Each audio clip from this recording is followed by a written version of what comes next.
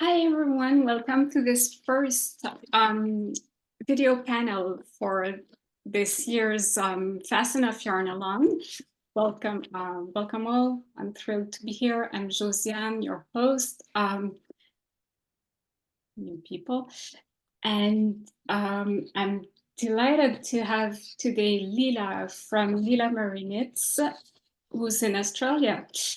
Thursday Pearl, Connie from Thursday Pearls in Tokyo, and Britt from Not Bad Brit in Seattle. Welcome, welcome to the three of you. I will ask you first. We'll have our designers, introduce themselves and tell us a little bit about your design business, how you got started. So maybe we can start with Britt. There we go. Hi, my name's Britt. I'm a crochet designer and I go by Not Bad Brit. I'm based in Seattle, Washington. And yeah, I'm a self-taught crocheter and designer. I've been designing, I think, since 2019, 2020. I really just delved into crochet because I wanted to make my daughter something as I was like pregnant with her. And I've never been really an artsy person or anyone that did any kind of fiber stuff. It doesn't run into my family. And I wanted to learn something new. And I ended up discovering how to crochet after I rage quit for a little bit. And I ended up making a blanket that has about like 7 sides. And it's terrible. But my daughter still sleeps with it every night and she's 9. So at least it's a great keepsake. But after that, I found crochet to be a great way to like relieve some stress with my tech job. And I just kind of kept going. I tested for everyone under the sun. I found Tony Lipsy pretty early and, really found a connection with someone who wasn't just a Black woman doing a fiber art, but also has like dark skin like I do, which is pretty rare to find someone that looks almost exactly like you doing something that you also enjoy in more, at least in America, more white dominated area.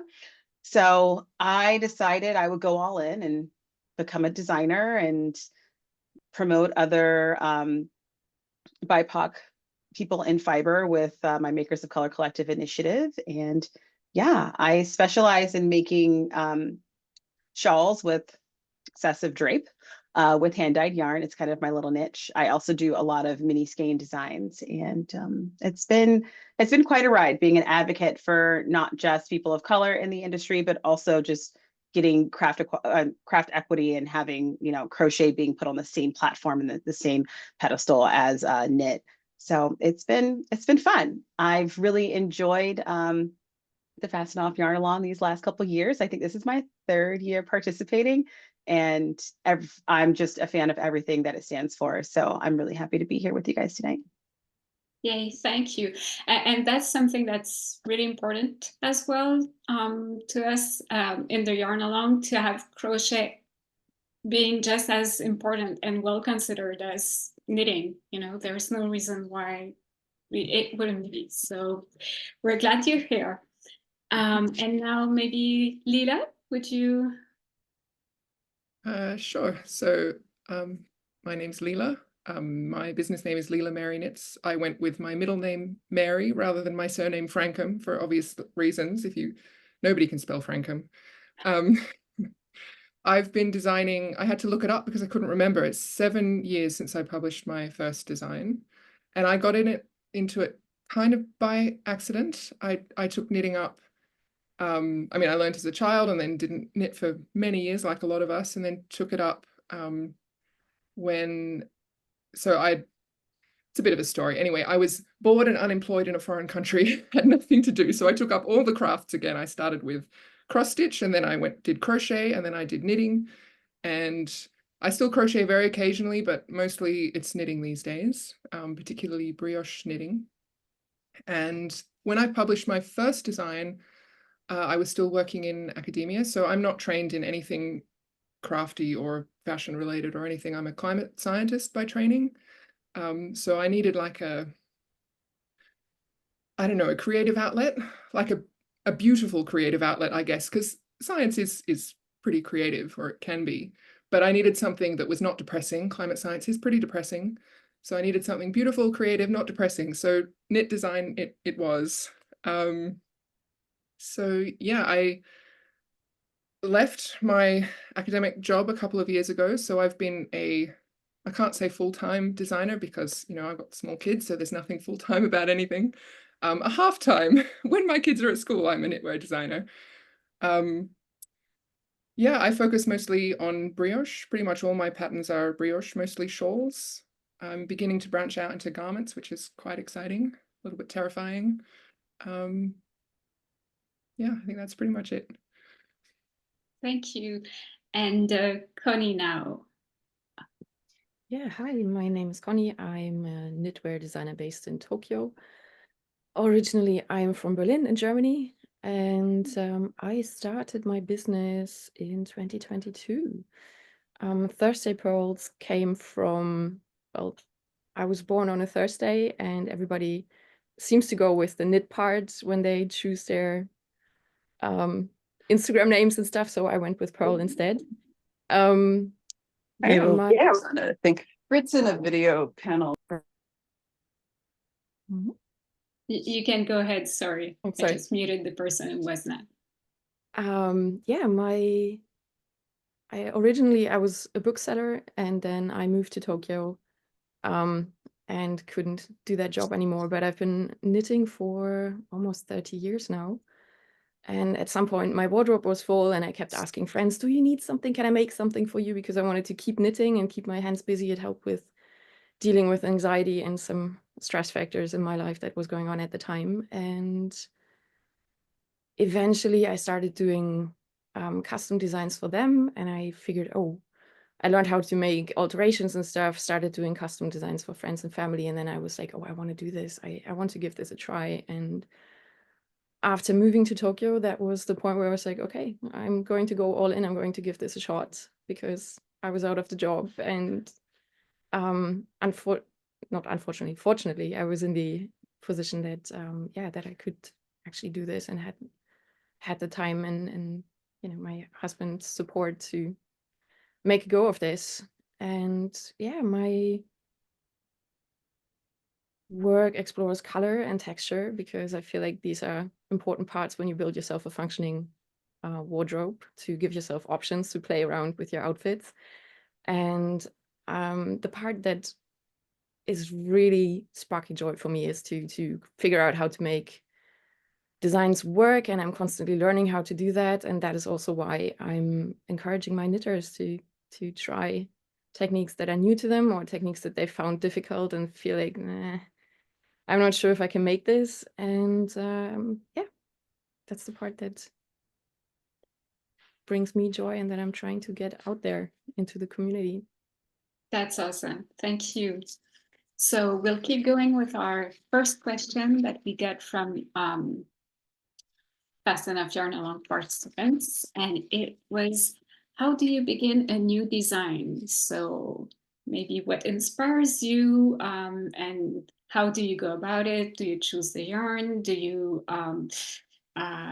or texture, whatever? So maybe we can keep going with Connie. Do you want to start us? Oh, all of these things actually. Oftentimes, yeah, it's an idea that comes up, and I start sketching and getting, yeah, all the things that are in my head out there, and also to get the bad ideas out of the way. And it's quite different. Sometimes it is a yarn that I just really feel the color or the texture. I want to do something with this, and I swatch and start exploring. Sometimes it is the season. Like, I've got one shawl, Moody Bloom, that was inspired by a very rainy cherry blossom season here in Tokyo. And that was incorporated with the pattern stitch, and also the colors that I chose for it. Yeah, it's different ways, always picking it from wherever it hits me and just exploring. Anything in particular that inspires you these days?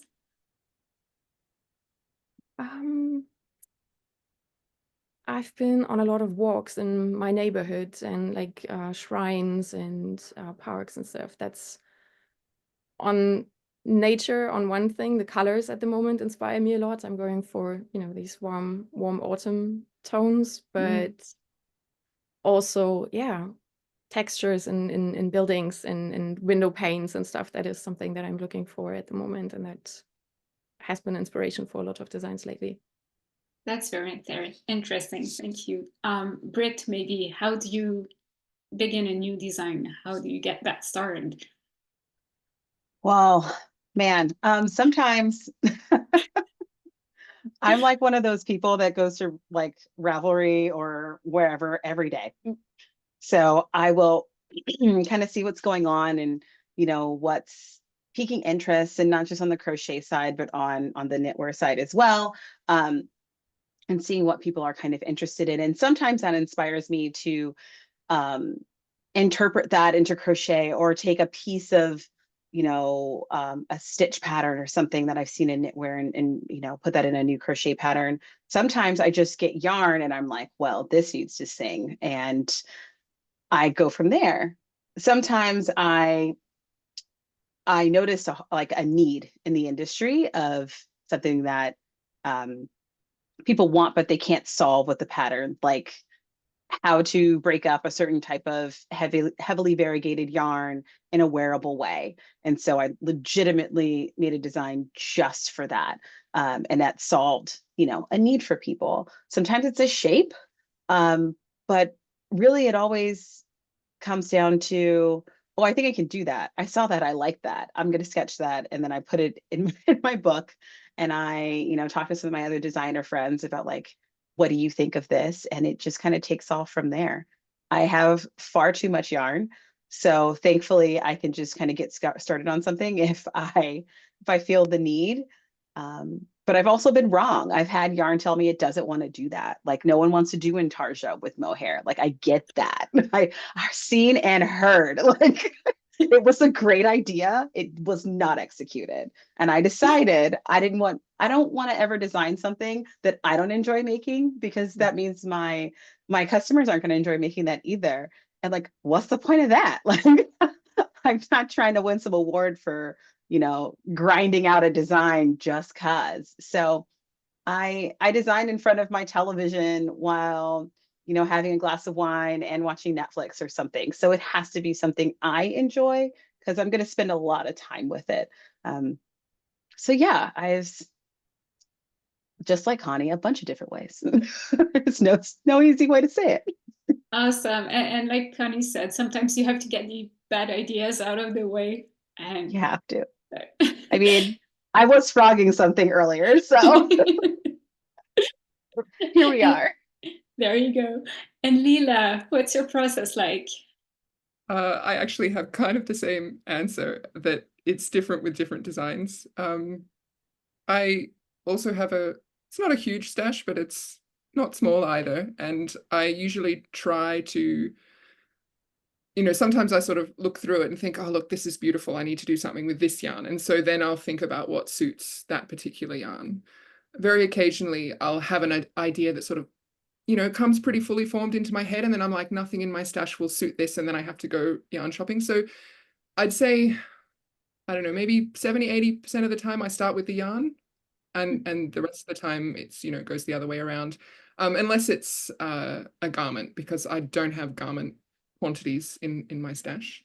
I've primarily been a shawl knitter, so when and brioche mostly too. So sometimes I'll just see beautiful yarn, like two colors that go really well together, and I'll think I'll buy one of each and it'll be a small shawl, or I'll buy two of each and it'll be a big shawl, you know, like. But when it comes to garments, you have to be a little bit more planned than that.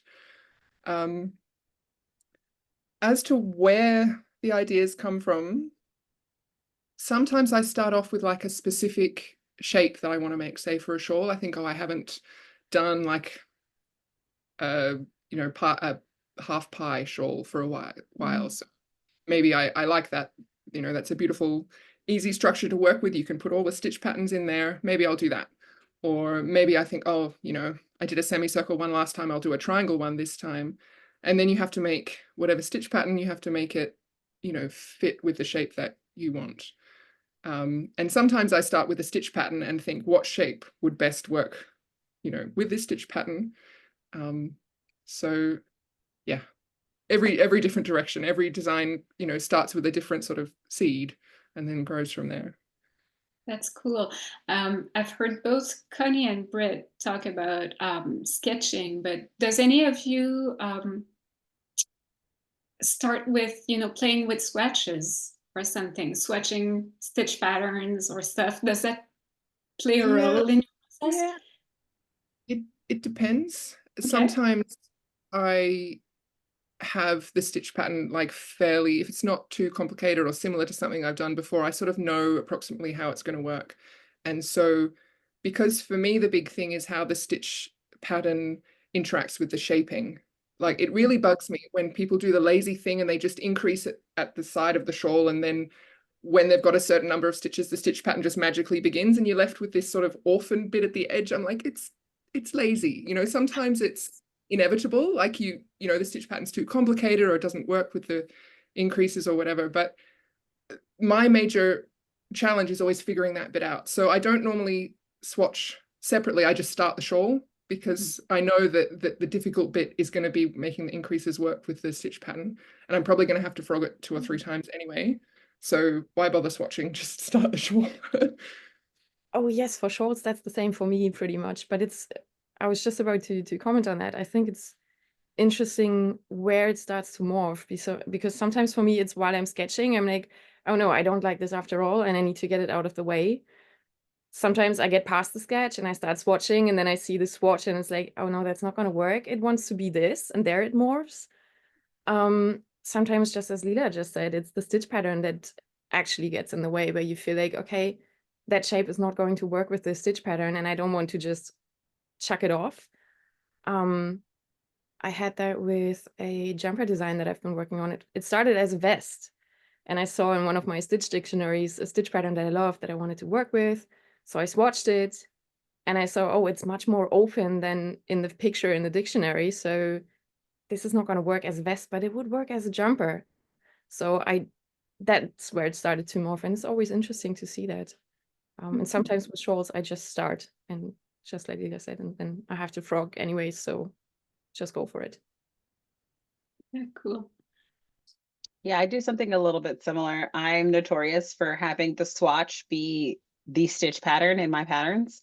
And it'll often say, okay, you're going to work like 15 rows. Okay, now measure that. Is it 4 inches? Keep going. Like, because that's kind of how I've gotten there. And I'm very cautious of the amount of yarn that I'm requesting for someone to use, because 9 times out of 10, I am calling for finger weight yarn. I am calling for, a merino of some kind. And I know the cost of that. And so I want people to get, the best bang for their buck. I want them to be done with their skein and be happy with that.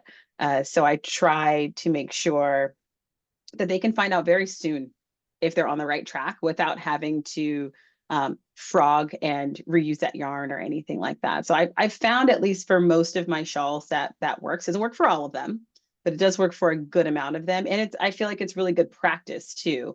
Like, okay, well, if you can get through these 10 rows, you're likely golden. So just keep going.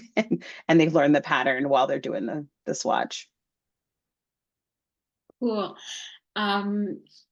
So next question we had was, what was your hardest pattern to design and why? Maybe Lila? Did you have one that was? Well, I have 2 different answers to that question, actually. When I first started designing, so my first ever brioche design, it was the second thing I published, and it's a triangular shawl with like a leaf shape all over it. And I was still at the stage where I wasn't a real designer. And well, I still feel like I'm at that stage sometimes. But back then, I definitely felt like this was a hobby and I shouldn't be sort of indulging myself too much with, time or money. So I hadn't bought like software to do my charting. So I was doing my charting in Excel, and then I was having to write every line of pattern out. And it took me a really, really long time, because I was, doing it all in Excel, which is extremely painful, and then having to, days and days and days and days. So that was difficult. But that was only because I didn't have the right tools. If I had to do it again now with the software that I have, it wouldn't take me nearly as long. So actually more technically difficult is a cardigan. It's my first garment, I think I've mentioned, because it's all over crochet in 10 sizes. So, and again, I'm a bit thingy about how like the increases work along the shoulder and all that sort of stuff. I don't want to just do the lazy way. I want every single size to be as perfect as possible. So I spent ages sketching all the little, every single size out to figure out the rate of increases and how it should interact with the pattern and all that sort of stuff. So that took a really long time. And then my tech editor very patiently took a really long time, you know, pointing out all my errors, and then I had to spend a really long time fixing it. But it was worth it because it's in testing now. And I think most of my testers are up to the shaping bits, and I haven't had too many problems. So the painful bit was worth it because the pattern seems to be like quite decent. Awesome. We really look forward to seeing that. Yes, me too. And Britt, any pattern that was harder than the other ones to design? Any? Oh boy. Let's see. So much like Leila, I'm also diving into garments. I have done 4 and released 0 for the exact same reason of wanting them all to be perfect, even though I know that, you know, it's okay to evolve as a designer, but still, I'm like, I know better, so I need to make sure I have this right. And that's fine. It's going to happen. 2025 is our year, but that's not the hardest pattern that I've ever done, that I've ever made. Let's see. So as I said before, I designed a lot of mini skein shawls. And my first big pattern that was like a commission from like Madeline Tosh, and it was like there was a lot writing on it, required me to do their shawl of the year, where you get 20 grams. I think it was 20 or it was 10. I probably blacked it out, every month. And I had to write this pattern to where I was broken up, you know, 12 different times. And I had to make sure that I used just the right amount of yarn and equated for people to have like gauge issues and things like that. So I basically was designing this pattern with my scale next to me, because I also thought, okay, well, it can't be basic. We're not just going to do a boring wave pattern, because I went through and I read all the comments from previous patterns and how people were like, I just don't want to do double crochet all over the place. I was like, got you. We're not going to do that. We're going to go through all the stitches. We're going to have cool construction. We're going to cut yarn. We're going to go for it. And it was very scary for me because it was my second pattern ever. And to me, I'm very much a Taurus, and I'm very much a perfectionist. So I really wanted it to go well. And I really wanted, you know, I really wanted the brand to feel proud of this pattern and the people who made it to be proud of the pattern. And I just felt like there was a lot of weight on me to get it right that I put on there myself, which is fine because that's what I do. But yeah, it wasn't necessarily like stressful as much as, so I felt like so much was writing on it. Now, I will also say that every pattern that I write keeps me up at night. So I'm one of those people that designs in their sleep. And yeah, but because this particular pattern went so well, I do a mini skein pattern every single year. And it is a challenge every single year. I legitimately submitted one to a brand, I think Sunday. I was like, it's finally done. Thanks. Here you go.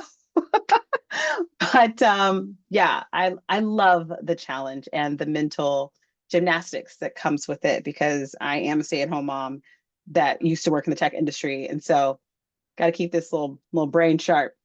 So sometimes the stress is good.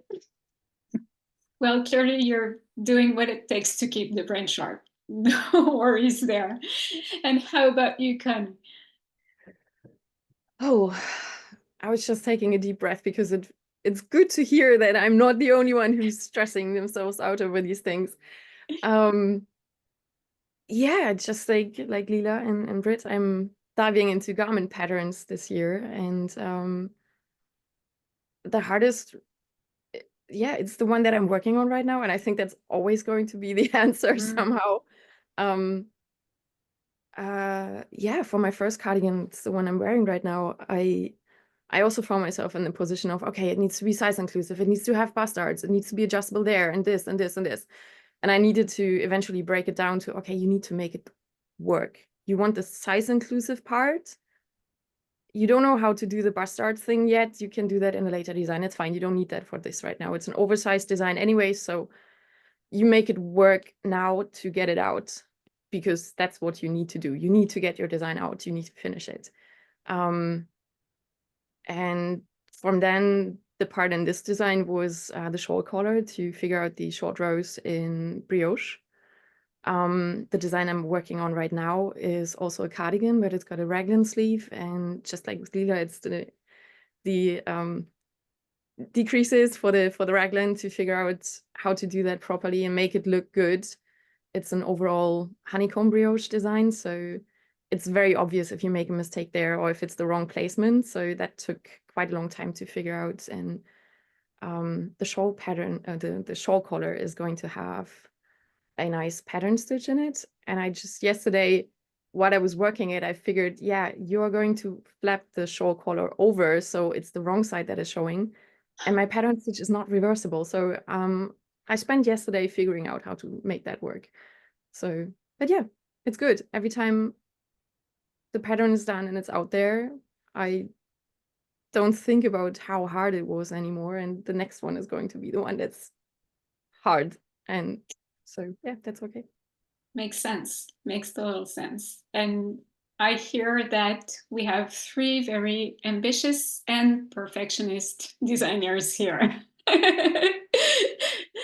Yeah. So we'll keep going with the next one is, how do you keep up your motivation during the testing or writing stage?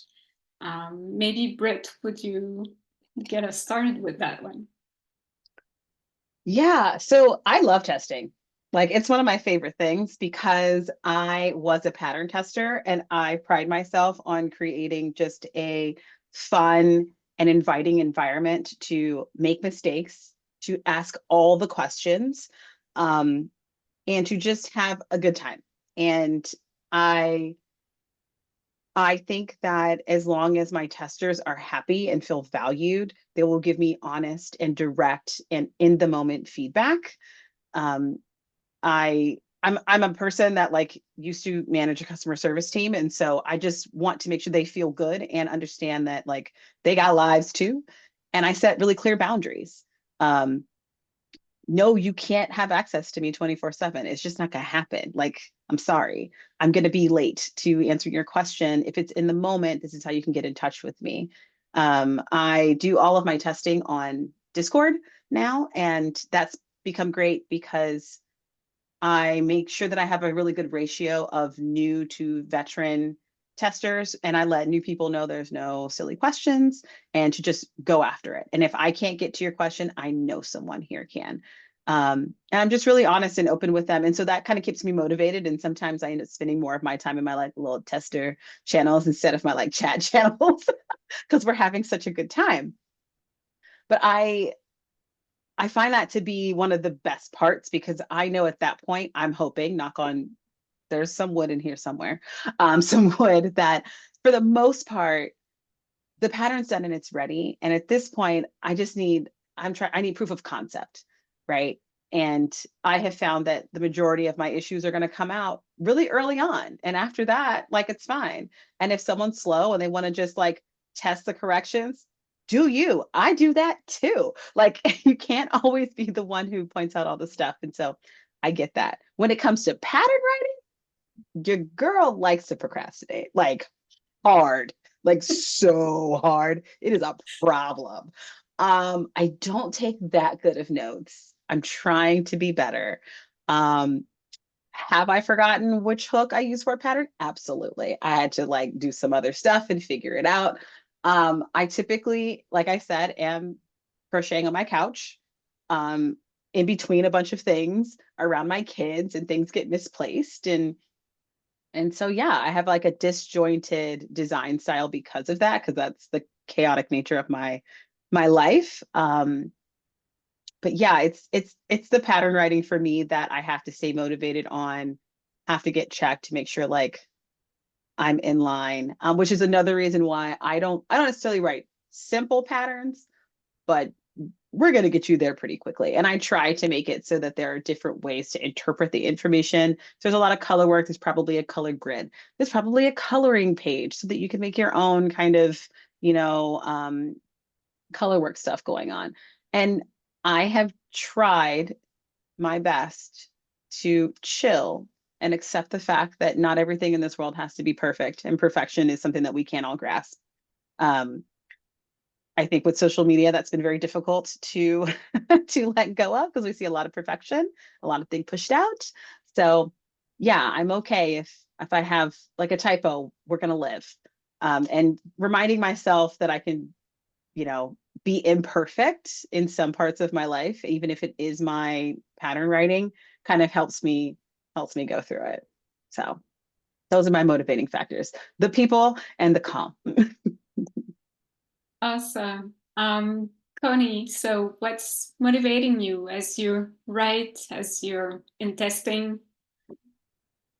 Motivation is difficult with the writing part. That's probably a lot of tea and coffee and my favorite scones to get me going, and a lot of walks to clear my head. And because it's technical, it's very detailed. There's a lot of moving parts that you need to keep track of, and that all interact. So I am struggling with that part. Just like Britt said, I tend to procrastinate and get in my head, and I found to sometimes ask myself, okay, what is holding you back right now? What's the problem with this? Helps, but also, yeah, the walks and the coffee. And yeah, testing is the fun bit. When you get to the testing part, that's the fun part, and that's motivating in itself. At the beginning, I always have this moment of panic where I'm like, what if it all falls apart? Like, they start testing and they get back to you and the whole thing implodes. And then I remind myself, my wonderful tech editor had her very capable hands on it already, so we are good on that part. The major problems are out of the way. We talked about this. And then it's just, yeah, my group of testers, I have a bunch who has come back, which is really lovely. And we've built a small community, and they welcome the new testers in. I always try to have a good balance of that. Also new testers in terms of new to the techniques that I'm using in that pattern, so that I can also test, does it work? Do I give enough support in this pattern to be able to say, yeah, beginners can totally do this. It's tricky, it's a bit difficult, but we have everything you need to make this work. I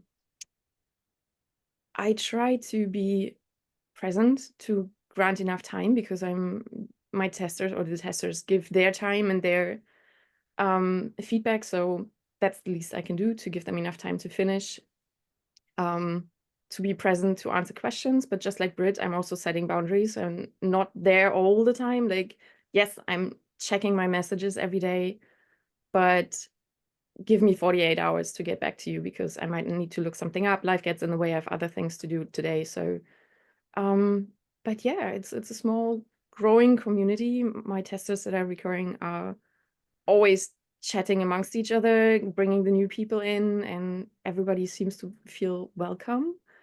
With my cardigan test, I just had the feedback. It feels like a knit along, which was like the biggest compliment. That was really awesome. And Nice. yeah, in general, it's just really nice to see how dedicated they are. Like, it's so detailed feedback, so thoughtful. Sometimes I have to rein myself in, like, you asked for this, you don't get to be, not offended, but like, you don't get to feel like, oh, but why do you criticize my baby? That's my pattern. But like, no, I'm asking for this. They're doing exactly what they should, so it's fine.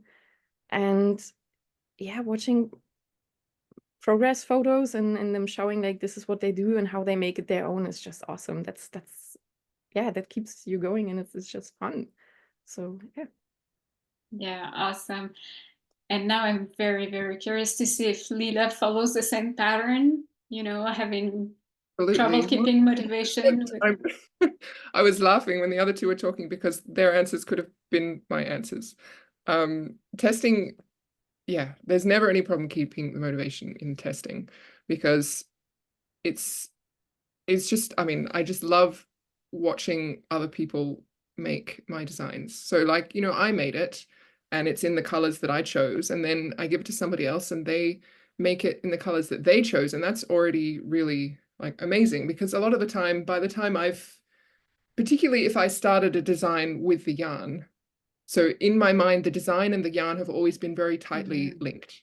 And then you give it to a bunch of testers and they decide to do it in completely different colors, and they put their yarns in the chat, and I'm like, oh, okay, sure, you do those colors. And then they look great. And I'm like, why was I doubting? Again, of course, they're always great. And so it's really, really special to see how, like, yeah, just how the designs, look under different people's interpretations. The pattern writing, on the other hand, I have a shawl sitting on my desk that I knit last year. It's still waiting to be written, and it's not even hard. It's just that I knit it at a time when I just wanted to knit. I didn't want to think about the design. So it's got a repeating design, but the repeats are all offset, which means that I'm basically going to have to write every single line of the entire shawl, because I didn't, my pattern repeats were really big, and if I'd been thinking about it at the time, I probably would have made them smaller so that it was easier to write. But I don't know, I wanted them to be big. I didn't think about how difficult it was going to be to write. So I've been putting it off and putting it off and putting it off, but I'm going to do it. And I usually find that once I actually bite the bullet and sit down and do it, it's not as hard as it's been building up in my mind. Like, I'm sure if I get this shawl out and sit down and figure it out, it'll only take me a couple of days.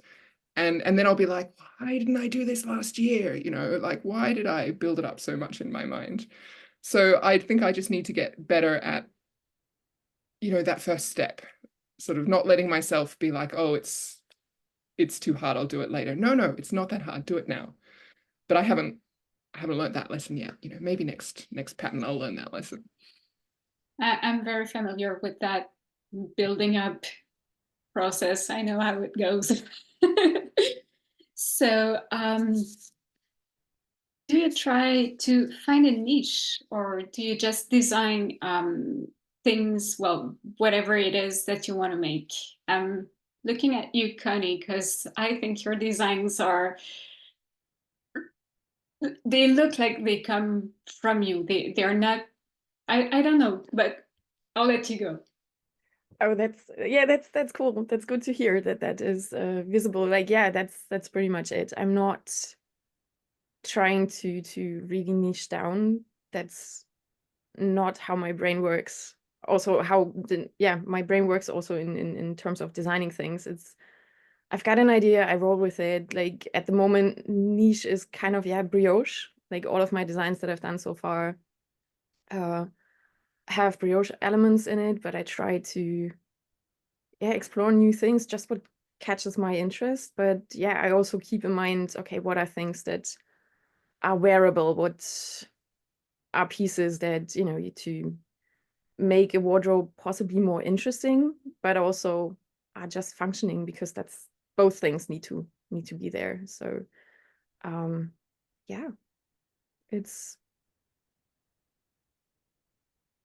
it's not exactly whatever floats my boat, but a lot of it is, yes, it's okay, this is a cool idea, I'm gonna run with this, I want to see this evolve and like make this work. So yeah. Awesome. Leela, do you go in the same direction, or do you, because Definitely. we could say you kind of have a niche. Your designs are very...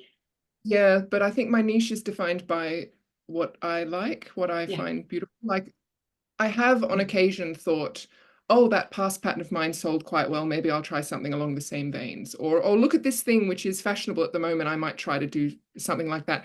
And that never seems to work for me. Like, I think, oh, people are going to love this, and then I sell 10 copies or something. So I've kind of, you know, every time I find my mind going down that track, I try and talk myself out of it, because it's not, I enjoy it less when I'm trying to please some sort of mythical imaginary customer. And then it's not successful for me anyway. So I feel like I'm better off sticking with what I enjoy and what I think looks beautiful, and then hopefully other people will enjoy it and think it's beautiful as well. Yeah, so I don't, I think I'm definitely am niche. I mean, complicated brioche designs, it's me. And I mean, I'm not the only one in that niche, obviously. There are a few of us there, but I know that, you know, I'm never going to have the reach, for example, of somebody who designs garter stitched striped shawls or something, you know, and I'm fine with that. Like I'm happy in my little niche. But I feel like I try to define the niche rather than the niche defining me, if that makes sense. That makes total sense, and that sounds very good, because your portfolio looks very cohesive in a way. Your designs are very identifiable. You know, when we see them, we can tell that it's you. And yeah, because I just designed what I liked. So there you go. How about you, Britt? Oh, I don't know. Like I niche down a bit. Like I have a little bit of me that does the mini skein shawls that my customers can depend on. They're going to get something that they could use for their countdown, whatever they've gotten. And I really enjoy that, because I do find it to be like a mathematical challenge to not bore the pants off of the crocheter and have them have a good time with the yarn. But yeah, I am, gosh, I feel like I'm not well suited for this question, and like my Discord could probably tell you better. Shawls have always been my thing. I used to have like a shawl wall back here. I'd hang all my shawls up. And while I don't wear very many of them, I make a ton of them for a lot of the same reason that Leela does. It's like you go in, you can get 2, 3, 4 skeins, and you're real happy with that and make something beautiful with it. And they just seem to be very, very satisfying. I think if there's anything that has been my constant, is I'm always trying to prove that crochet will have just as much drape and just as much beauty and just as much wearability as knit. And I can mimic that same fabric, I can mimic that same drape, and it should be more well known that that is an opportunity for more people. And so I try to show the beauty of the yarn in my medium and have it stand up, with knitwear as well. And I understand, and I do believe that in many ways, crochet is better suited for some things, and knit is more suited for some things as well. But I want people to see that you can find beauty in both, and you don't have to like turn your nose up either way. So that's probably my main like little pedestal thing of like, oh, I see that. I'm gonna go make that. I'm gonna go design that, because there's someone else who wants to try that in crochet, and I bet they'll love it. And my best designs have been the ones that have been inspired by something that I saw in either knit or quote unquote fashion mimicking knit, because we know how that goes.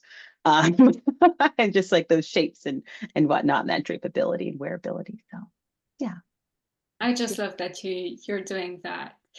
So we've reached the last questions. We've had some teasers here and there, but what are we going to see from you next? I've heard that it's going to be some kind of garment for all 3 of you, but could we have details? A little teaser, maybe? Britt, go ahead. Sure. Again, I've made 4 garments. This is one of them. They all come with issues. This one has a bit of a neckline issue, so this will probably come out sometime in 2025. But the one that we're throwing into testing January 1st, no matter what, and I'm saying that publicly because if I don't, it won't happen. And there's only one person here, I think, from my Discord, so I can say it didn't really happen, is this guy. And I don't know if you can see it, but it's just it's a raglan using an extended stitch, and it's got a little bit of color blocking into it. It's worsted weight, 2 colors, a lot of room to play. I really like patterns that people can just kind of go for it and use what they have in their stash, use whatever they kind of want to, stripe it, color block it, single color, whatever. I want to have something that people can use as their, you know, building block that still fits very well. And kind of go nuts. And I'm a big fan of variegated yarn. So I'm also going to be making a variegated yarn version that will be solid in theory. And so, yeah, I'm hoping to have that out sometime next year. Next year is both slowing down and ramping up, just kind of moving into a different category and going from accessories to garments. But I'll never not make accessories. I love them too much. Yeah, that's 2025. Awesome. And I just love that we could have that preview, that you had it right there. Thanks a lot. How about you, Leela? What's coming next? That garment that's in testing. The garment is in testing. I think the deadline's in February because it's a long cardigan. So I gave my testers lots and lots of time. I still have empty slots if anyone's interested. But between now and then, I am hoping I should have a shawl pattern out. I've got the shawl here. I can show you. It is brioche, obviously. Cables. Yeah, you can kind of see that. Yeah. Yeah. So it's brioche cables. The testing is almost finished. I've got a couple of testers that are left to wrap up. And then, but it's summer holidays here. My kids have got like 3 days left of school, and then, you know, my time is not going to be my own until February. So I'm not making any promises about when that's going to come out. The other thing, if you may forgive a little bit of self-promotion, I did publish a pattern a couple of days ago. It's Christmas flavored. Sweet. This is my favorite. There's 8 different ones. This is my favorite. So I'm just going to show you that one. But yeah, these were great because like this is for 4 skeins of yarn for fingering weight. So that's, you know, 1 kilometer and more than a half. And it took me a long time to knit it. It's cabled all over. So when I came up with my little, you know, 10 grams of yarn, I was like, this is great. I can knock these over in an evening or 2 and I feel like I accomplished something. So I really enjoyed these are definitely the smallest thing I've ever designed. I think I should figure out some more small things to design because it was very nice to not, you know, have projects that just go on and on and on. Yeah, it's fun to have variety. So. Exactly. Awesome.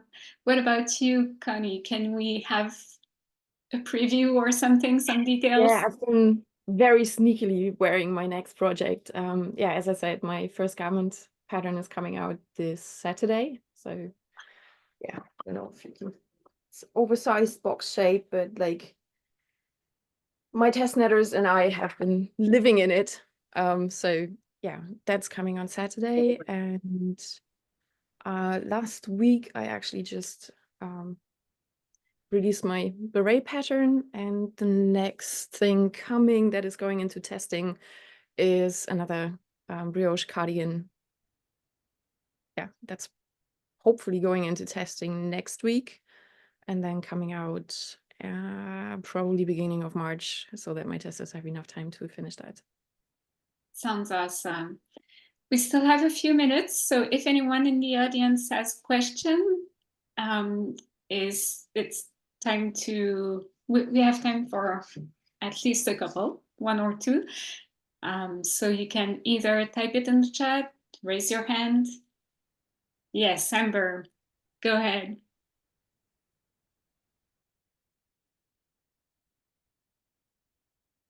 Oh, no, just unmute. Okay, there we go. So Leela, I have just cast on your solar flare shawl, and I'm very excited. And sometimes with projects, like I go into them knowing that there's like a lot of symbology or personal meaning for me as a maker, and the solar flare shawl, like right now is the moment for it in my view. So my question to all of you is, do you have any particular patterns or designs that are imbued with a lot of meaning for you, either like symbology that you wanted to express in yarn, or that like really are emotional because of where you were in your life when you were designing them? Thank you.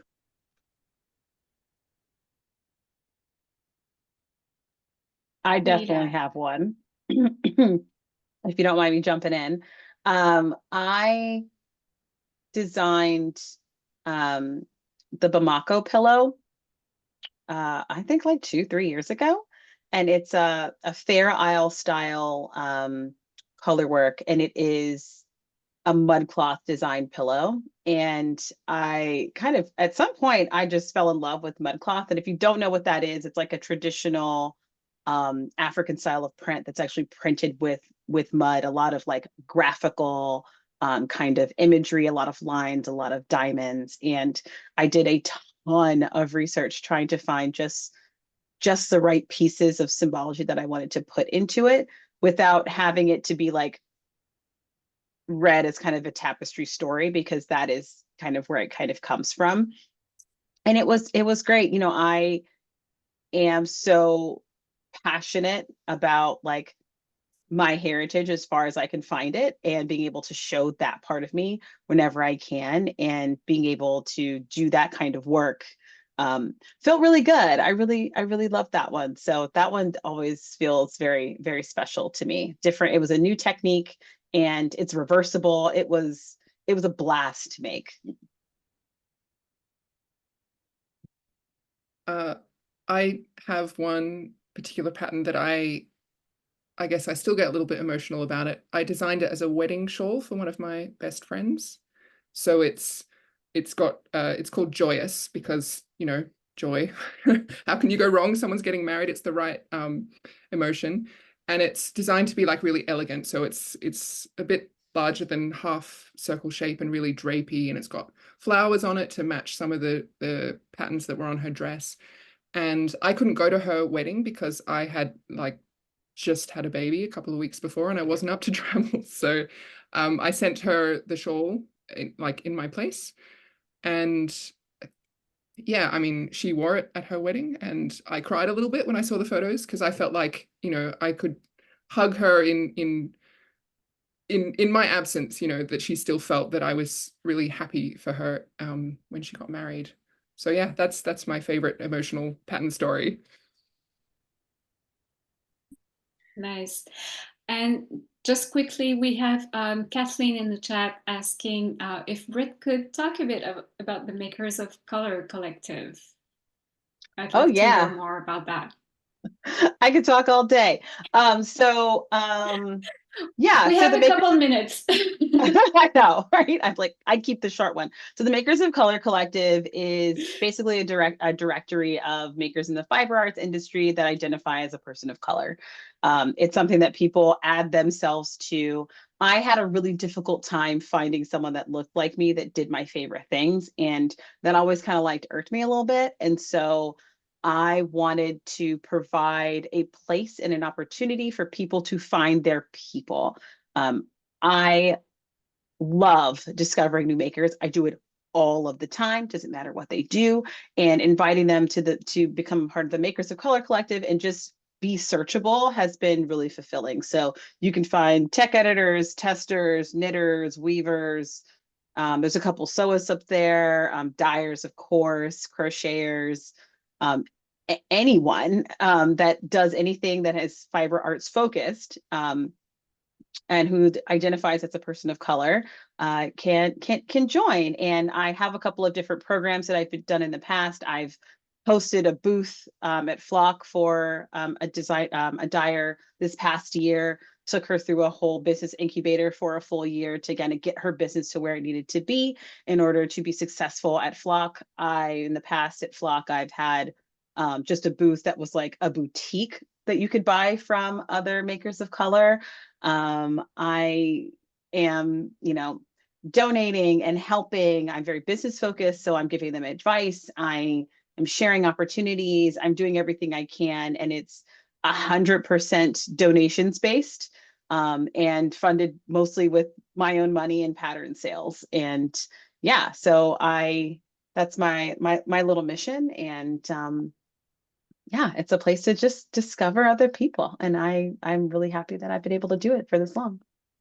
That's a great mission, and I'm glad you took it on. Really, I had a quick look at it, and I loved really that you include everyone. Not just designers or just. It's not.